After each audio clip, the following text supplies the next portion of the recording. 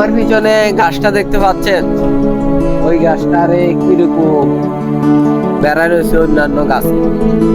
আর ওইটা হবার কারণে আমরা এই গাছগুলোকে সাধারণত দুর্বল ভেবে থাকি।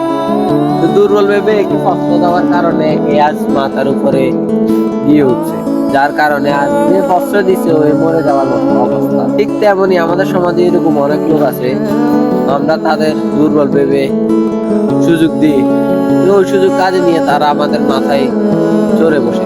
তার জলজন্ত একটা উদাহরণ হলো গাছটা নিয়ে দেখলে আমরা বলতে পারি।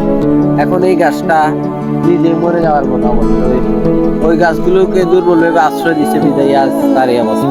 সেম আমাদের সমাজে এরকম অনেক লোক আছে যারে আমরা দুর্বল ভেবে আশ্রয় দিই, কিন্তু সে এক সময় উঠতে উঠতে একটা বিরোধ করে সে মাথায় চড়ে বসলে আর কিন্তু সহজে নামানো যাবে।